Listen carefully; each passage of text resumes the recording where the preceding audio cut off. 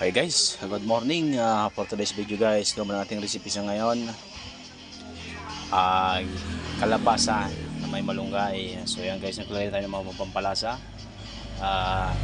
tsagata, asin, paminta, sibuyas, bawang, tapos yung AB na maliliit na hipon. Siyempre itong ating kalabasa, yan, yun din ang malunggay.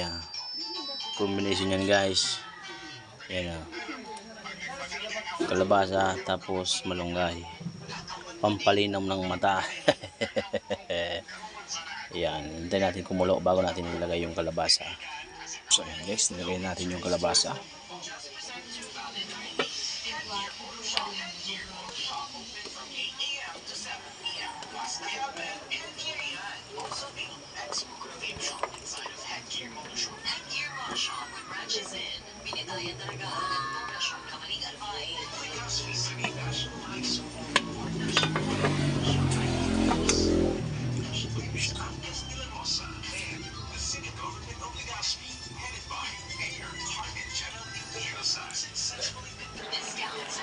Guys, pulo na ang ating gulay na kalabasa. Napakasustansya guys sa gulay nito. Maya maya lang ilagay natin yung malunggay. Ayan siya.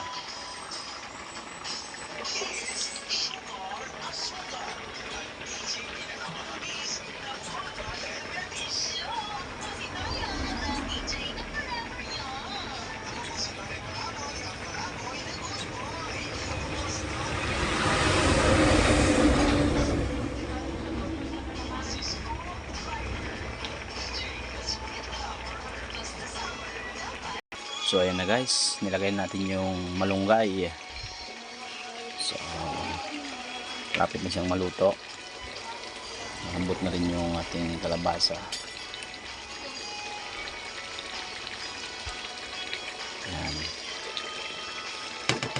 Very malasa na yan insan. Very pumuburok-burok ang ating natok.